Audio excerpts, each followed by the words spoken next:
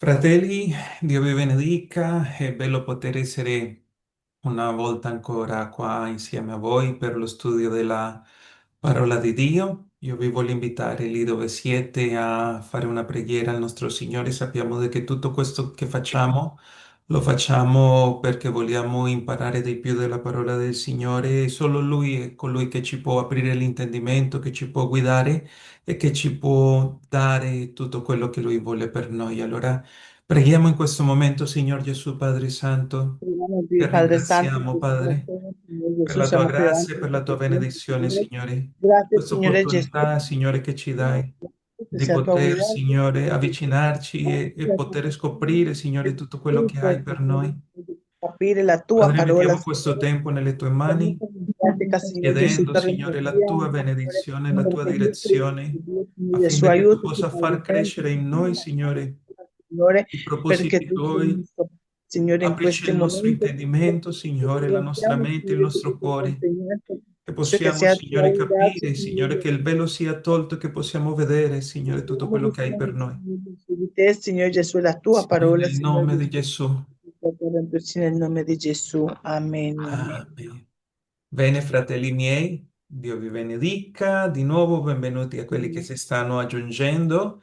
Adesso daremo inizio. Oggi avremo tre argomenti molto belli da poter guardare. Alcuni sono approfondimenti su argomenti che abbiamo visto e stiamo cercando di portare avanti questo insegnamento riguardo all'ermeneutica biblica, allo studio che ci porta a capire il testo di quello che noi leggiamo e andiamo a vedere in questa prima parte alcune delle discipline che accompagnano l'ermeneutica, perché adesso noi stiamo iniziando un percorso, ma man mano ognuno decida di approfondire di più, se ne renderà conto di che ci sono altre discipline che si possono approfondire per arricchire il nostro studio della parola di Dio. Allora andiamo nell'ordine a vedere quelli che vi ho indicato nella guida della lezione. Allora dice così, l'ermeneutica è correlata ad altri ambiti o discipline che si occupano dello studio della Bibbia, come il canone. Quando si studia e si interpreta la Bibbia, è necessario considerare la canonicità dei suoi libri. L'interprete deve distinguere tra i libri riconosciuti come ispirati e quelli che non lo sono. Questo è fondamentale perché quando si derivano delle dottrine dalla Bibbia, si devono considerare solo quei libri che la Chiesa riconosce come ispirati e 15 canonici. E noi abbiamo visto questo argomento della canonicità dei libri l'anno scorso quando stavamo guardando le Refan e ci rendevamo conto di che c'erano i libri canonici, questi 66 libri che contengono la Bibbia e che c'erano anche libri apocrifi che non erano stati messi nel canone, ma che comunque contenevano quella parte che possiamo studiarla nella storia. Libri apocrifi come i Maccabei, che lo troviamo nell'Antico Testamento, vanno un po' a colmare quel vuoto di storia che c'è tra Malachia e Matteo e ci racconta che cosa è successo prima che arrivasse il primo secolo in cui Gesù è nato. Ma quando noi andiamo a affermare delle dottrine fondamentali, noi dobbiamo affidarci soltanto a questi libri canonici. Allora vi ricordate, l'anno scorso guardavamo che nel canone è come quella vara di misura, è quella misura che riesce a filtrare i libri che sono ispirati da Dio da quelli che non sono ispirati, che non hanno passato questo esame di canonicità, che non sono entrati in questa misura, ma che lo stesso per lo studio, come vi lo dico, per lo studio della parte storica, della parte culturale, ci possono essere utili, ma non li possiamo usare al momento di poter andare a vedere o le persone che cercano di prendere delle dottrine fondamentali della Bibbia non potranno mai fare uso di questi libri canonici perché non sono ispirati da parte di Dio. Allora, il canone parte da quello, noi partiamo da un testo che è stato valutato, che è stato esaminato, che è stato considerato dai primi cristiani nei primi secoli come parole ispirate da Dio e da lì partiamo e entriamo nella critica testuale. La critica testuale ha un duplice scopo. Il primo è quello che si propone di ricostruire la letteratura originale del testo e il secondo è studiare i vari manoscritti dei testi biblici per determinare la formulazione originale. Ciò comporta l'esame di diverse copie rinvenute e il loro confronto per individuare le varianti. In questo modo cerca di fornire un testo che si avvicini più possibile all'originale basandosi sul principio più antico del testo, il che dice che più vicino è all'originale e più fedele è. La critica testuale nota anche come critica inferiore. E allora la critica testuale, cerco di spiegarvelo un po' meglio. Io ho qua la Bibbia, questa è una versione nuova riveduta 2020.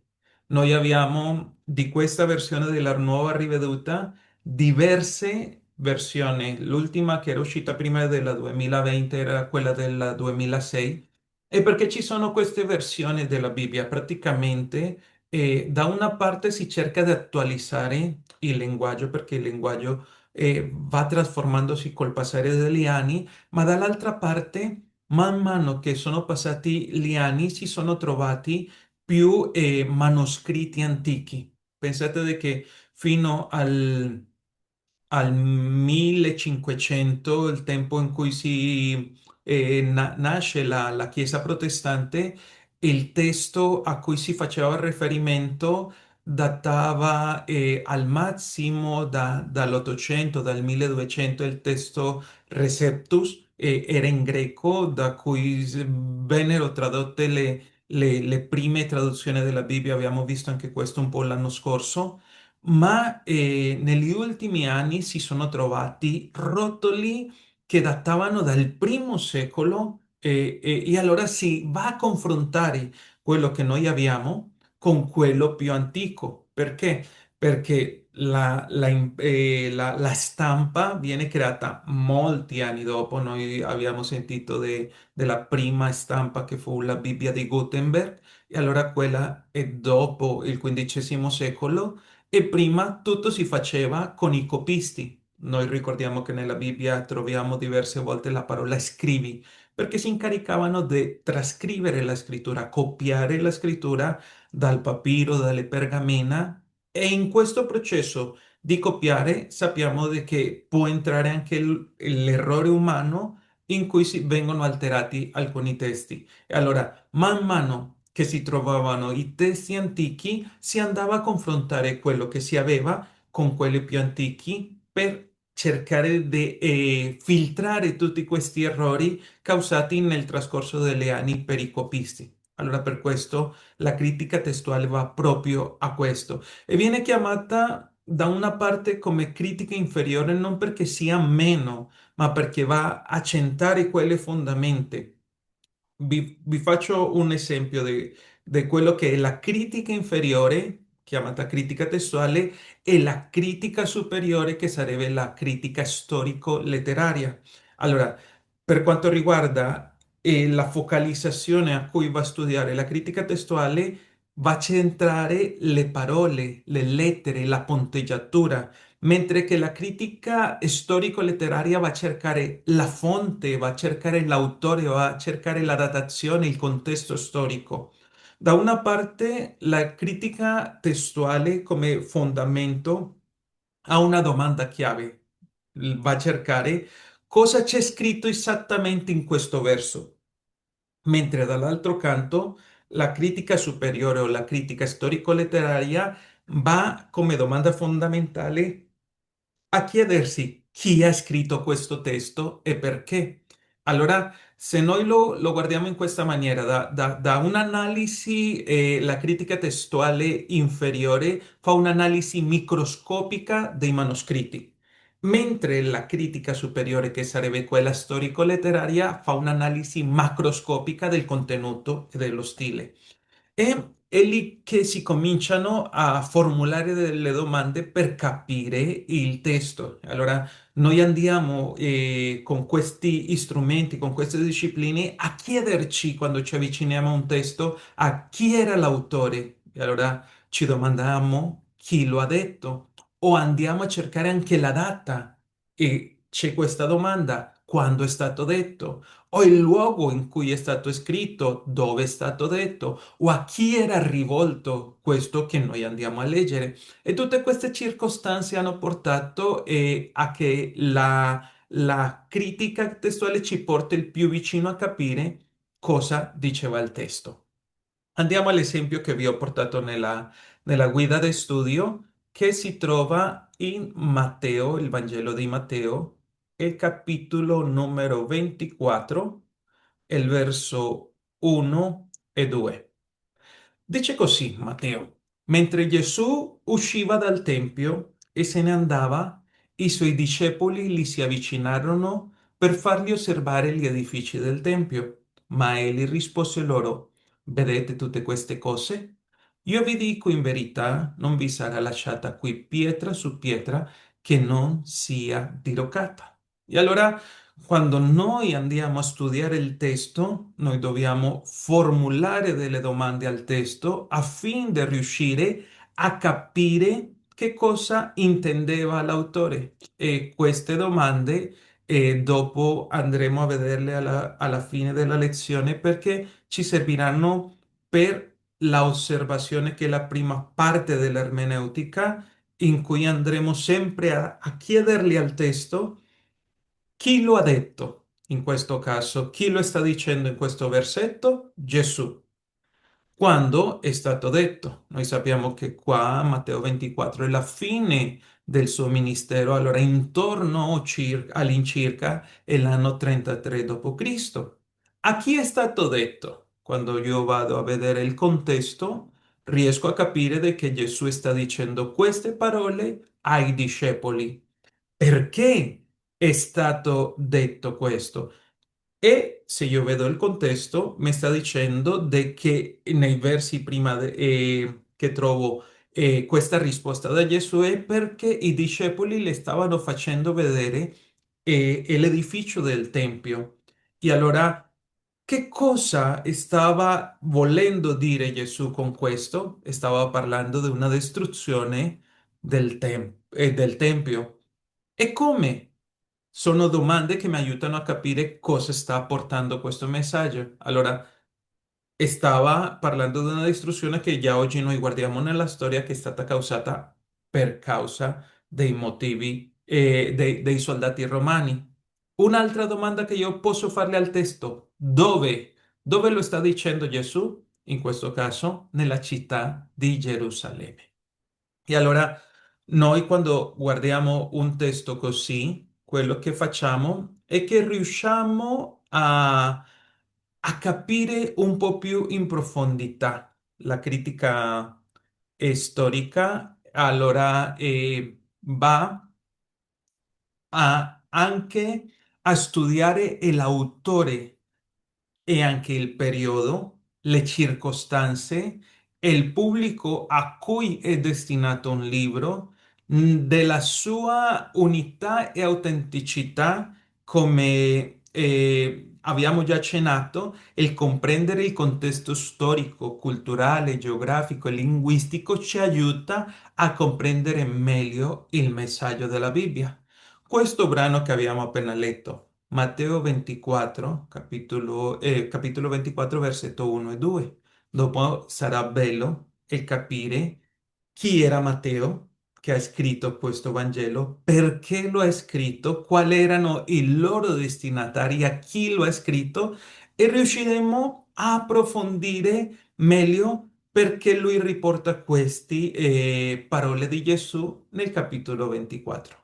oggi. Lo lasciamo così perché la prossima lezione andremo proprio a fare pratica e a chiederci in maniera da riuscire a portare più informazione riguardo a questo. E allora continuiamo con la parte delle altre discipline. Noi abbiamo visto la lezione scorsa, la esegesi, da non confondersi con la eisegesi. E come abbiamo già studiato, questa esegesi è proprio l'applicazione di queste norme o regole o principi ermeneutici che ci aiutano all'interpretazione del testo. L'esegeta, così viene chiamato chi usa questa disciplina, dice tenta l'interpretazione basandosi sul testo stesso. Ciò significa che l'interprete non può imporre al testo il proprio contesto culturale o la propria visione del mondo, perché non starebbe facendo esegesi, ma eisegesi, non starebbe traendo dal testo, tirando fuori dal testo, ma mettendo del suo, che è quello che abbiamo visto la lezione scorsa. Dopo abbiamo la teologia biblica. Guardate che quando noi parliamo di teologia biblica, questa ripercorre lo sviluppo della rivelazione in tutta la Bibbia, dimostrando come le dottrine si espandano nel tempo. Si tratta essenzialmente di una esposizione storica della dottrina secondo i diversi periodi di formazione bibliche. Come esempio, la dottrina della salvezza si sviluppa dall'Antico al Nuovo Testamento. E dall'altro canto abbiamo anche la teologia sistematica. E questo approccio della teologia sistematica raggruppa le dottrine in modo logico piuttosto che storico. Pertanto, se si vuole studiare la dottrina della resurrezione, si ordina logicamente tutto ciò che la Bibbia parla dell'argomento. Questi sono delle discipline che, come vi ho detto, adesso facciamo solo degli accenni e sicuramente che qualcuno che vorrà approfondire gli studi biblici andrà in qualche momento a approfondire su questi, ma sono degli aiuti in più che ci danno quella mano per riuscire a approfondire nel testo. Oggi che stiamo appena partendo, volevo solo fare l'accenno affinché quando li troviamo nel percorso dello studio riusciamo a capire questi termini. Allora, da una parte la teologia biblica mi sta cercando di far vedere come è arrivata la Bibbia fino a noi, mentre la teologia sistematica mi sta aiutando a capire le dottrine. Una porta la parte storica, l'altra porta la parte logica, non va in una maniera cronologica, ma semplicemente mi fa il quadro completo di ciò che la Bibbia dice riguardo a un argomento. Questi principi fondamentali e dice qua l'ermeneutica si collega a diverse discipline per comprendere meglio la Bibbia e andiamo alla seguente immagine perché qua entriamo nel secondo argomento di cui volevo parlarvi. Noi in queste lezioni abbiamo visto diverse volte come avvicinarci al testo e le difficoltà che ci sono oggi nel riuscire a capire quello che è stato detto 2000 anni fa. Allora, torniamo a vedere questi principi o a vederne anche altri nuovi per riuscire a capire come possiamo fare una buona interpretazione del testo. E in questi principi fondamentali dell'interpretazione troviamo per primo che dobbiamo cercare di capire cosa intendeva l'autore. Noi ce ne siamo resi conto nella scorsa lezione di che molte volte noi facciamo eisegesi quando noi leggiamo la Bibbia, che vogliamo mettere del nostro nel testo e quello che vuole dire è parlare a noi. Non che noi usiamo un testo come trampolino per esporre le nostre idee, ma che sia la Bibbia a parlarci e a trasformare la nostra vita. Allora dobbiamo ricordare che ci sono grandi avvisi tra il testo e quando è stato scritto fino a noi. E per interpretare correttamente un testo biblico dobbiamo colmare quegli avvisi. Noi come interprete della Bibbia dobbiamo cercare di scoprire cosa intendeva l'autore, così come quale significato avesse quel testo per i primi destinatari della Bibbia. Andiamo con un esempio. Il Salmo numero 91 e il verso 4, perché oggi faremo questo appunto, ma dopo andremo a approfondire in un'altra lezione tutti questi linguaggi che usa la Bibbia. Nel Salmo 91,4 pensiamo a noi oggi, nel 2026, leggiamo questo testo così com'è. Dice, Egli ti coprirà con le sue pene e sotto le sue ali troverai rifugio. La sua fedeltà ti sarà scudo e corazza. Se noi cerchiamo di immaginare Dio con delle ali che hanno delle penne in cui noi ci mettiamo, la Bibbia ci sta dicendo che Dio è spirito e come spirito non ha niente di materiale. E Gesù, la immagine visibile di quel Dio invisibile. Allora noi dobbiamo cercare di capire che in questo caso il salmista sta usando una figura retorica per sottolineare l'amore di Dio. Le sta dando a Dio una forma, quella in cui in questo caso gli uccelli hanno delle ali con delle piume in cui vanno a proteggere i suoi piccoli. Allora sta dicendo proprio quello. Egli ti coprirà con le sue pene, sotto le sue ali troverai rifugio, ma noi non possiamo dire che Dio ha delle ali con delle pene, ma semplicemente ci sta facendo un paragono con un qualcosa che noi conosciamo per capire quella realtà spirituale. Allora, noi dobbiamo intendere quando ci avviciniamo al testo, dobbiamo cercare di intendere o di capire cosa intendeva il salmista. E qui il salmista sta utilizzando semplicemente una figura retorica. Andiamo a un altro esempio che vi ho segnato. In questo caso è Matteo, il capitolo 5, i versi 29 e 30. Questi sono conosciuti per molti di noi e dice così: Se dunque il tuo occhio destro ti fa cadere in peccato, cavalo e gettalo via da te, poiché è meglio per te che uno dei tuoi membri perisca, piuttosto che vada nella genna tutto il tuo corpo. E se la tua mano destra ti fa cadere in peccato, tagliala e gettala via da te, poiché è meglio per te che uno dei tuoi membri perisca, piuttosto che vada nella genna tutto il tuo corpo. Allora, cosa intendeva Gesù quando sta dicendo queste parole?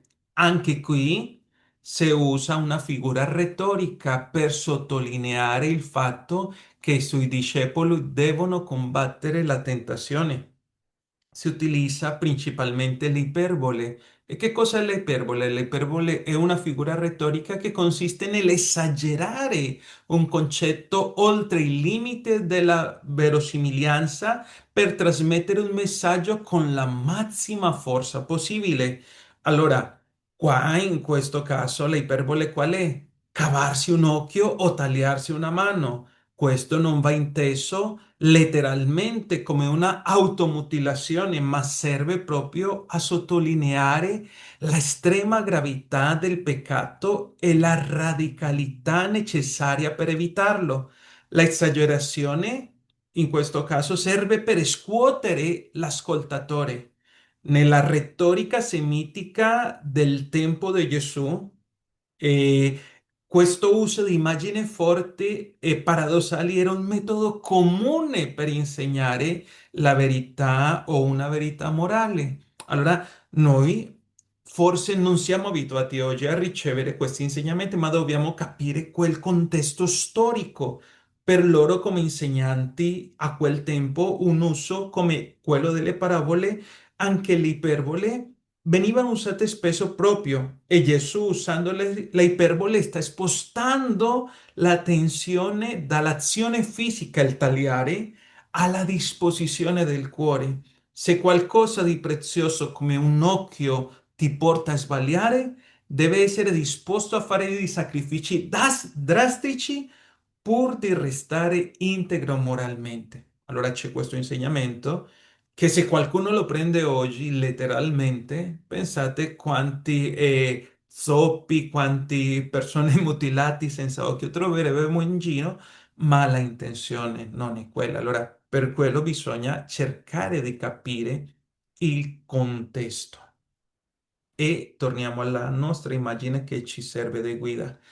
Considerare il contesto, allora, questa regola riguarda due aspetti. Il primo, la sezione della Bibbia in cui si trova il testo che noi stiamo studiando. Pertanto, affermiamo che un testo ha un contesto precedente o uno successivo.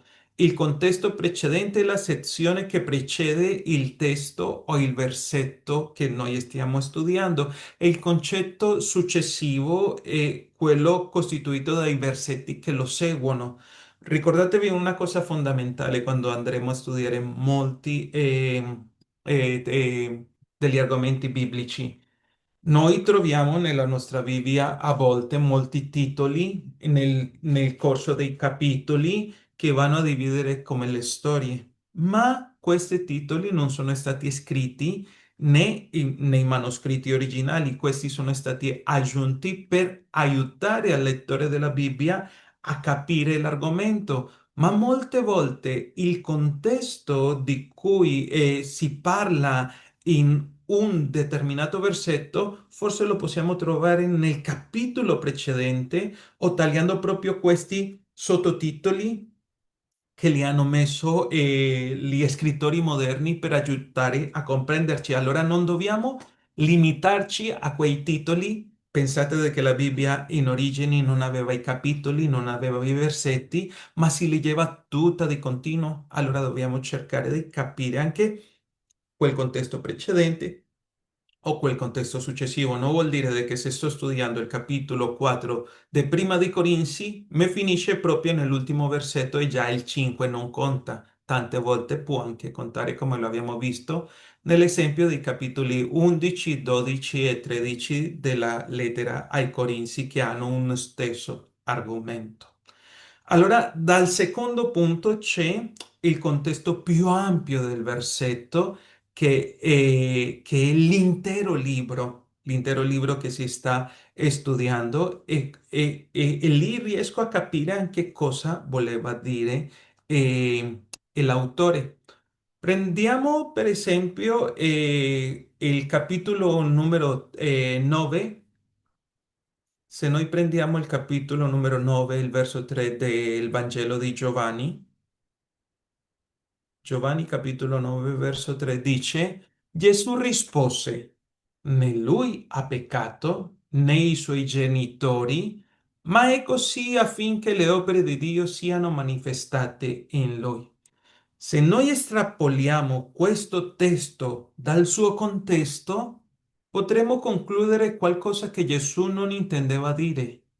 Per comprendere l'affermazione di Gesù in questo versetto, noi dobbiamo leggere ciò che precede il versetto numero 3 e così facendo ci rendiamo conto che Gesù non sta dicendo che il cieco e i suoi genitori non abbiano mai peccato.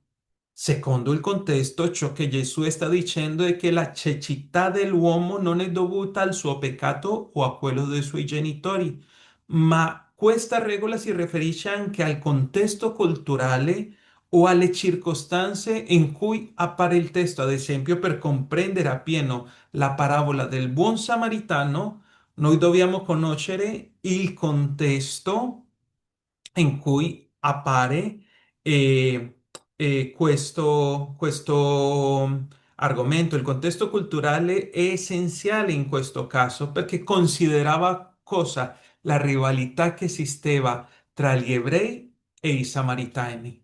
Gli ebrei odiavano i samaritani perché erano il risultato di una mescolanza di razze e perché praticavano una religione che fondeva l'ebraismo con il paganesimo. Era quindi inconcepibile che un ebreo e che un samaritano mostrassero misericordia tra di loro.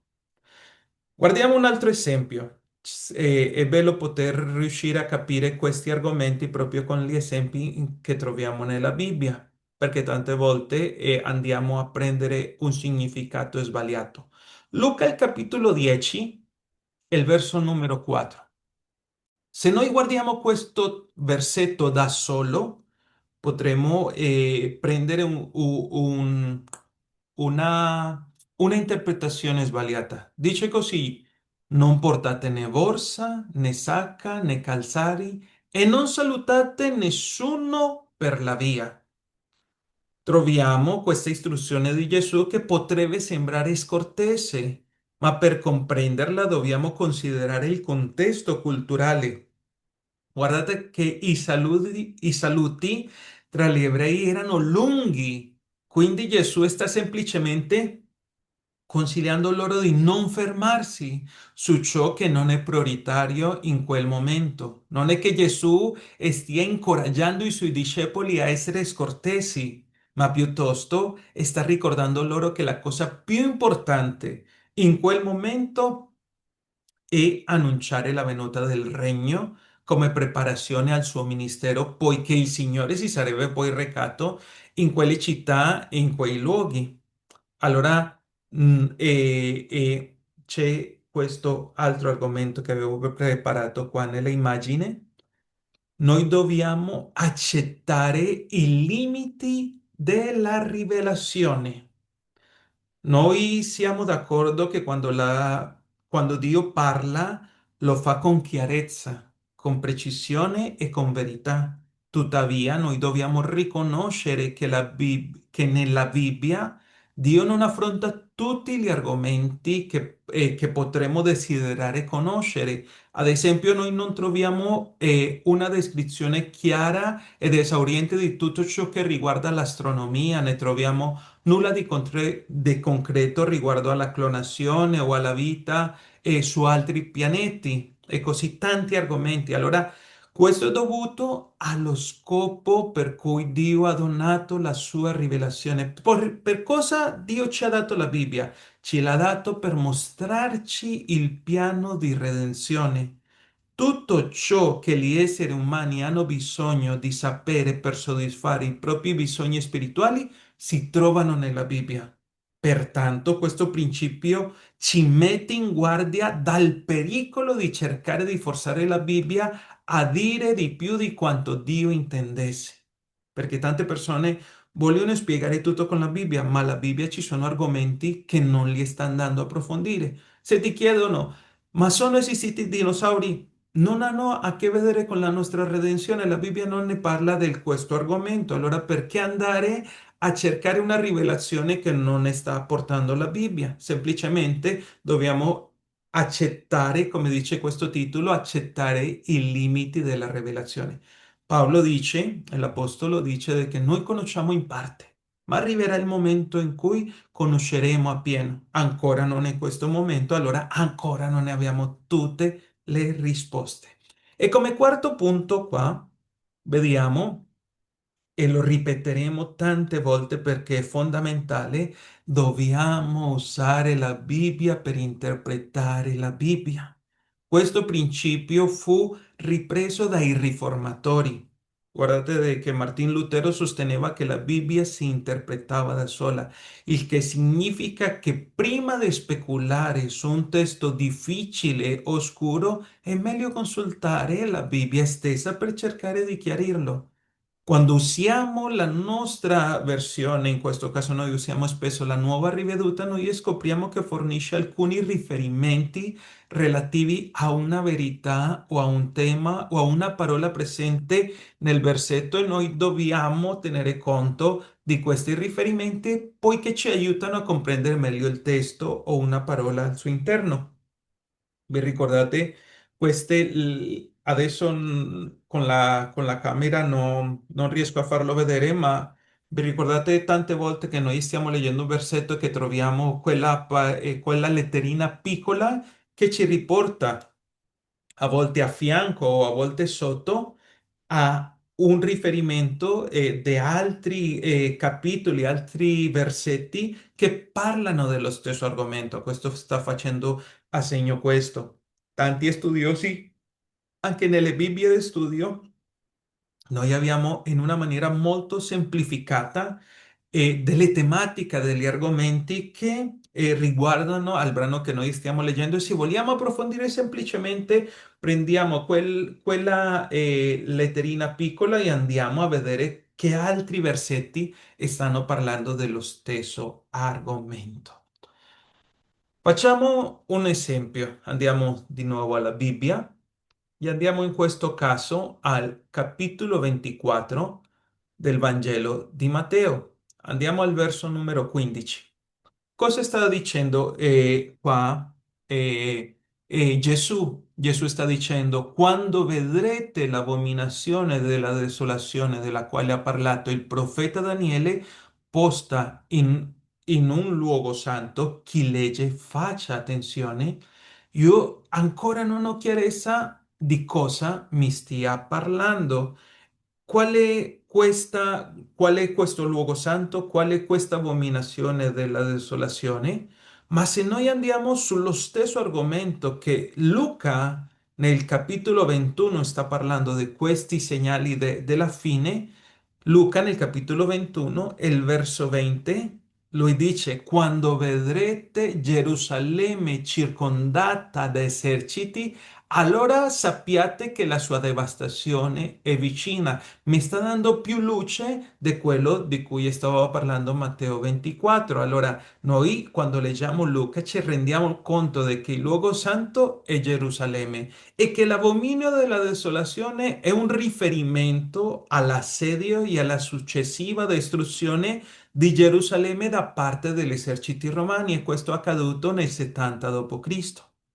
Andiamo avanti.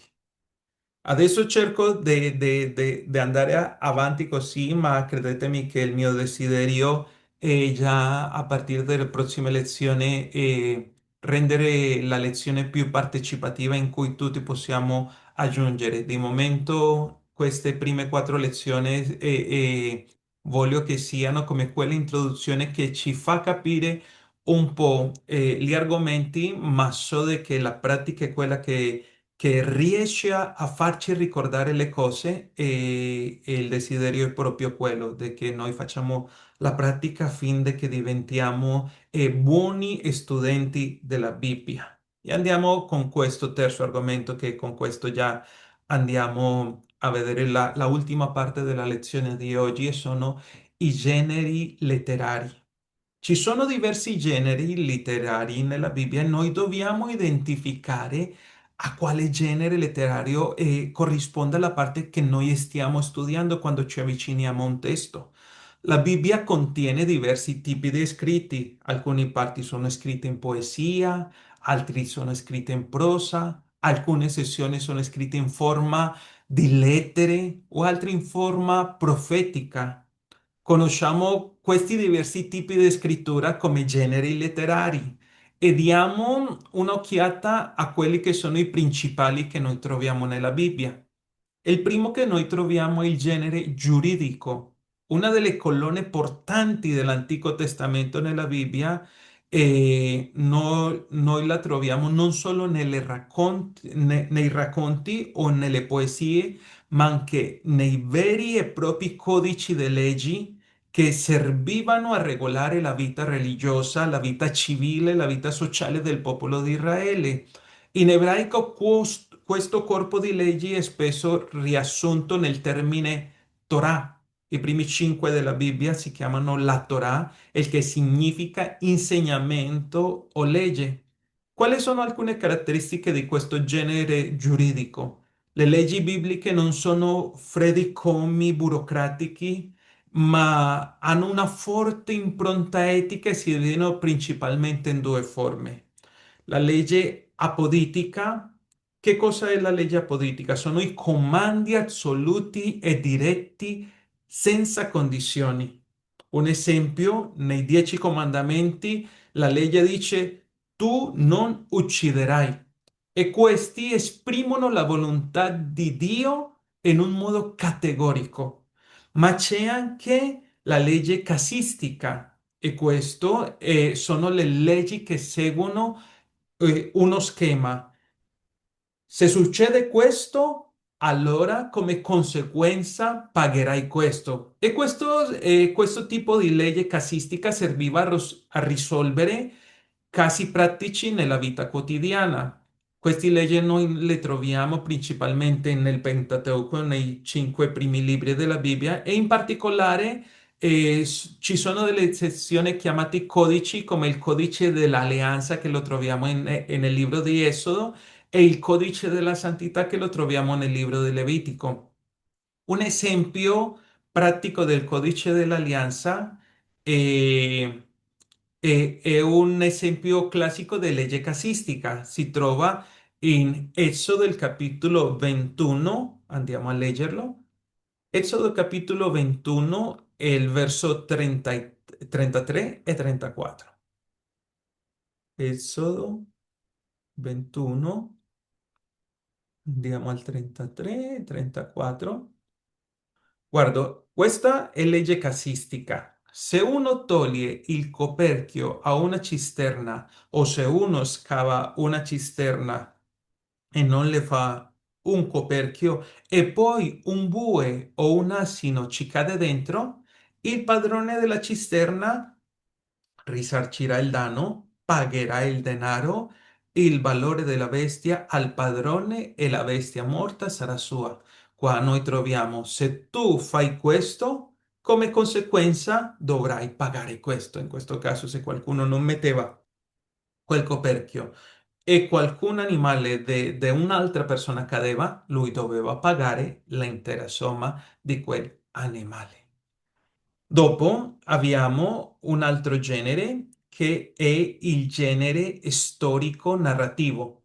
È senza dubbio quello più presente nella Bibbia e copre una porzione vastissima che va dalla Genesi fino al libro di Esdra e Neemia, passando per le storie dei grandi re, dei profeti. E a differenza di un moderno libro di storia, la narrazione biblica non punta solo a riportare date e fatti nudi e crudi, ma a interpretare quegli eventi come parte di un dialogo continuo tra Dio e l'umanità. Le caratteristiche principali di questo genere storico-narrativo sono il teocentrismo, il protagonista invisibile e a volte visibile è sempre Dio. La storia non è mossa solo dal caso o dalle decisioni umane, ma dalla provvidenza divina. È questo che ci sta portando sempre questo tipo di racconto storico narrativo. Dopo noi abbiamo anche una realtà antropologica. I personaggi non sono persone perfette. I testi narrativi biblici mostrano infatti i difetti, i dubbi, i peccati, anche gli errori dei eroi della Bibbia come Abramo o Davide. E questo si svela per dimostrare che Dio opera attraverso persone comuni. E per ultimo, su questo genere storico-narrativo, troviamo una finalità pedagogica, che vuol dire che in ogni racconto troviamo uno scopo di insegnamento o che c'è un qualcosa che ci insegna sulla fedeltà, sulla giustizia o anche sulle conseguenze delle proprie azioni. E nella struttura narrativa della Bibbia spesso ci sono questi racconti che seguono un schema ricorrente, voi lo vedete molto spesso nei libri dei giudici, ed è che per primo noi troviamo pace nel popolo. Perché? Perché il popolo è fedele. Dopo vediamo che il popolo pecca e allora si allontana da Dio. Dopo arriva una punizione, il che vuol dire in forma di nemico o di una crisi. Dopo c'è un grido, il che vuol dire che il popolo chiede aiuto al Signore, e dopo c'è la salvezza che Dio invia o il profeta o il liberatore o una soluzione. E questo cerchio narrativo lo troviamo spesso nel trascorso di tutto l'Antico Testamento. Allora c'è una differenza in questa parte storico-narrativo tra cronaca e narrazione biblica. mentre la cronaca risponde alla domanda cosa è successo? Il genere storico-narrativo biblico risponde alla domanda cosa significa quello che è successo. È una storia interpretata alla luce della fede. Il libro, per esempio, che noi troviamo storico-narrativo nel Nuovo Testamento sono gli Atti degli Apostoli e è l'esempio perfetto di come questo genere storico-narrativo si evolva in tutto il Nuovo Testamento. I Vangeli raccontano la vita di Gesù, ma gli Atti raccontano la biografia della prima Chiesa. Ed ecco come cambia e si struttura questa narrazione in questo libro degli Atti degli Apostoli. La caratteristica degli Atti degli Apostoli e come primo punto una continuità storica. L'autore che è Luca, lui sta scrivendo come uno storico antico, citando i luoghi, i nomi dei magistrati o i dettagli geografici precisi. Da una parte lui vuole dimostrare che il cristianesimo non è un mito, ma è un evento accaduto nella storia reale.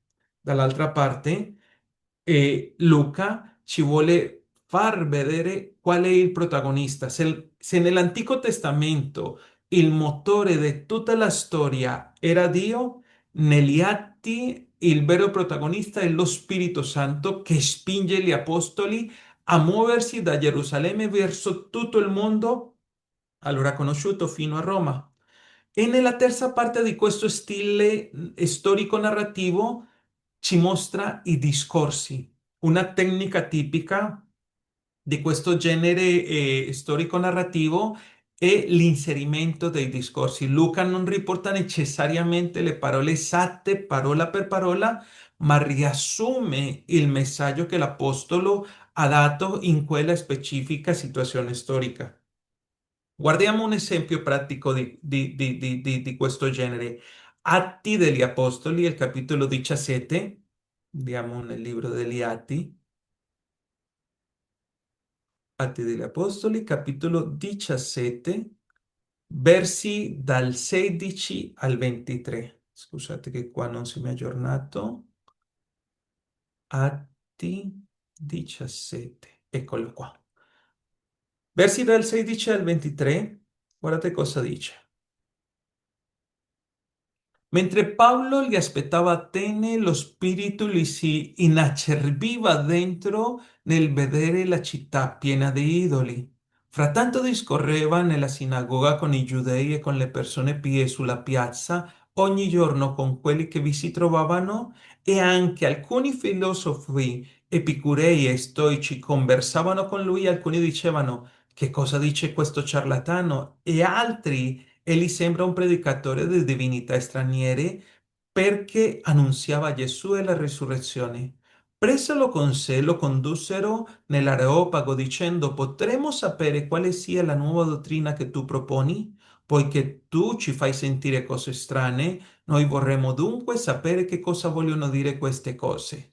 Or tutti gli ateniensi, residenti e stranieri, non passavano il loro tempo in altro modo che a dire o ad ascoltare novità. E Paolo, stando in piedi in mezzo all'Areopago, disse: Ateniensi, vedo che sotto ogni aspetto siete estremamente religiosi, poiché passando e osservando gli oggetti del vostro culto, ho trovato anche un altare sul quale era scritto al Dio sconosciuto. Orbene, ciò che voi adorate senza conoscerlo, io ve lo annunzio.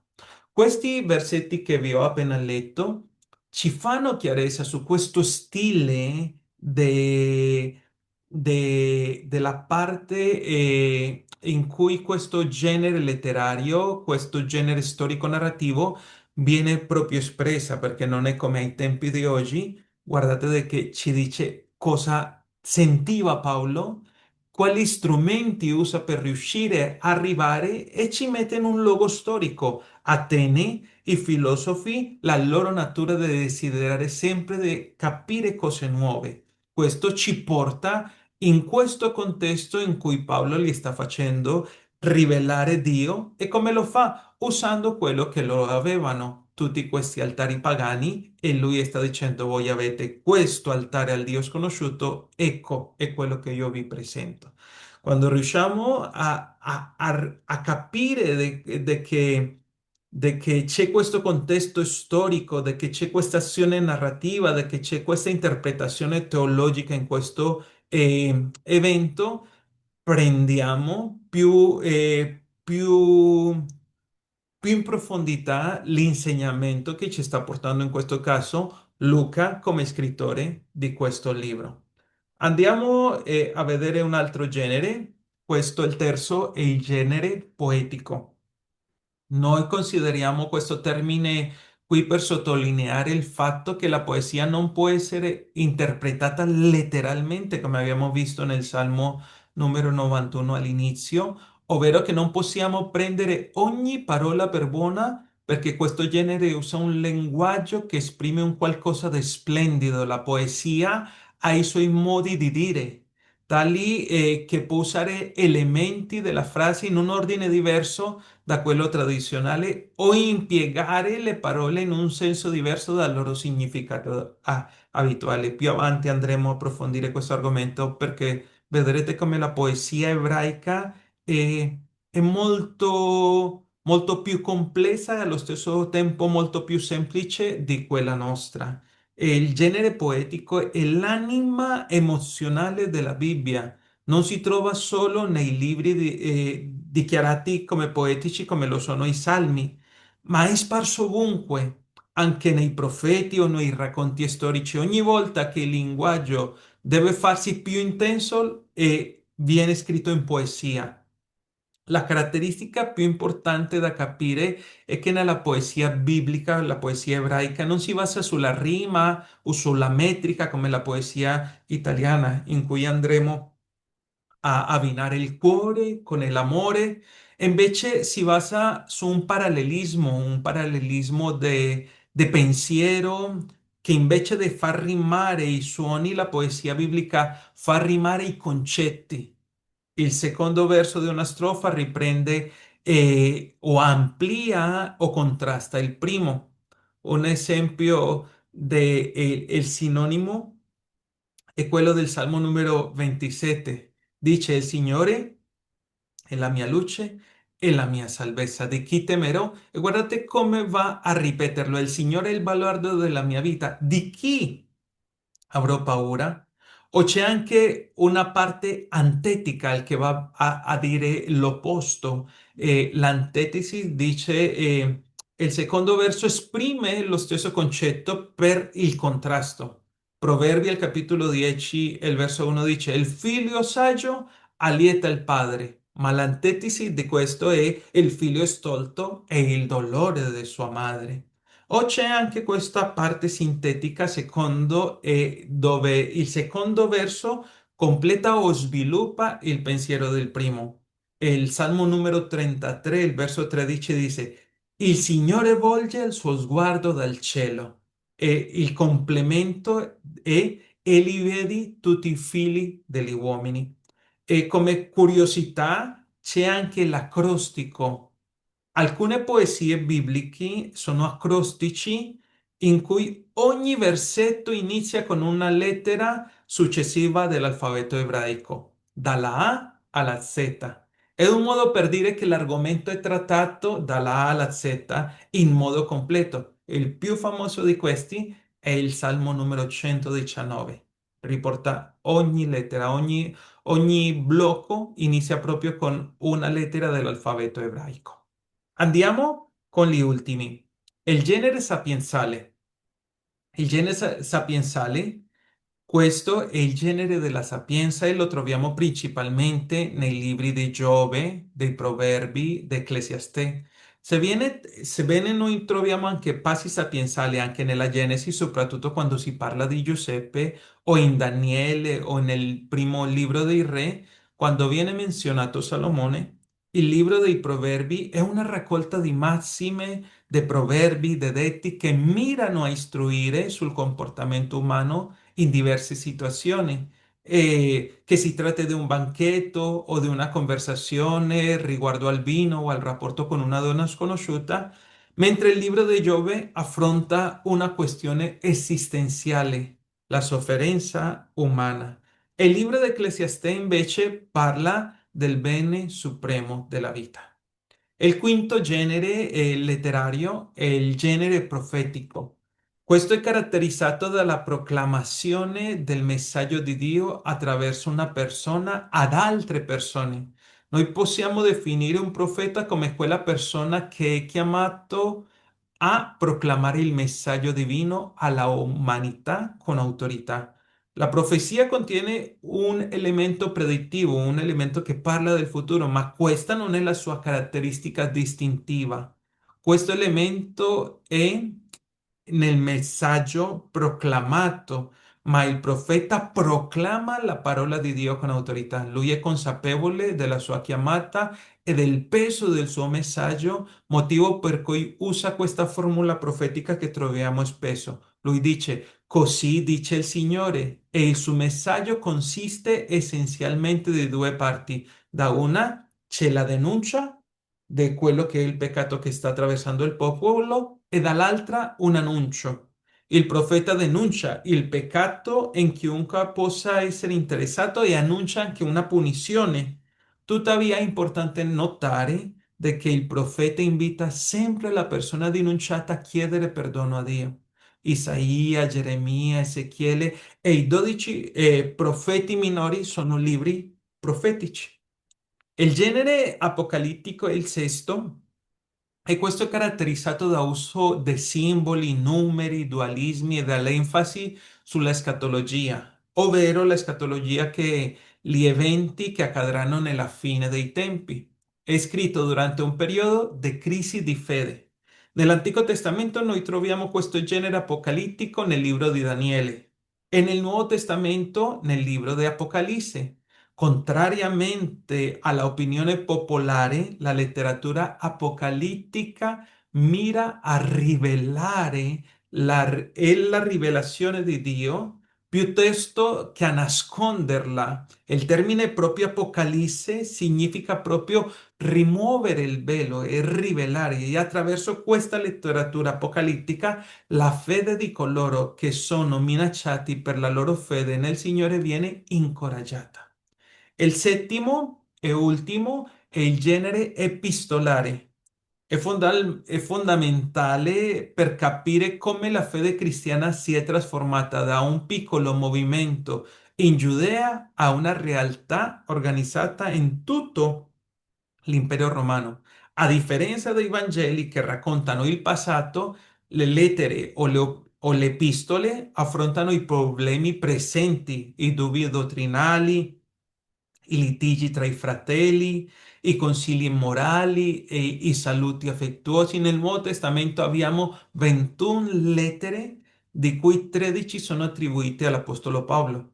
E la struttura di una epistola è semplice. Nelle lettere bibliche noi vediamo che seguono quasi sempre lo schema delle lettere antiche del mondo greco-romano e noi troviamo che c'è un prescritto dove c'è il mittente e il destinatario. Paolo, servitore di Cristo alla Chiesa che è in Corinto. Dopo c'è anche un saluto e ringraziamento. E invece del classico salute romano si usa spesso grazia a voi e pace. E dopo c'è il corpo dottrinale che è la parte teorica in cui l'apostolo scriveva su cosa si doveva credere, dopo la parte esortativa, che era la parte pratica di come comportarsi, e per ultimo, in questa forma di scrittura epistolare, si conclude con i saluti o le notizie personali o le benedizioni finali. Un esempio di una lettera è il libro di Filemone, è uno dei più corti e questa è la lettera più breve che l'Apostolo Paolo sta usando come esempio perfetto di una lettera privata. Perché? Perché Paolo sta scrivendo direttamente a Filemone, che era un cristiano facoltoso, per chiedere di riaccogliere Onesimo, che era un schiavo che gli era fuggito a Filemone, che poi si era convertito. Allora Paolo le dice a Filemone, ti prego, mio figlio Onesimo, che ho generato nelle mie catene, accoglielo non più come schiavo, ma come fratello carissimo. Perché è importante questo genere epistolare? Perché è occasionale. La lettera nasce da un bisogno specifico. C'è un problema, c'è una domanda. Da un'altra parte ha un'autorità, è autorevole, non è una semplice chiacchierata, ma è un insegnamento ufficiale di un apostolo. E porta, e questo mi sembra molto interessante, la teologia applicata. Noi abbiamo la teologia nei libri, nei Vangeli, ma come applicarla alla vita del credente, come applicarla alla vita cristiana, proprio la troviamo nelle lettere epistolari, perché spiega come mettere in pratica questi insegnamenti di Gesù nella vita, nel lavoro, nel matrimonio, nelle leggi.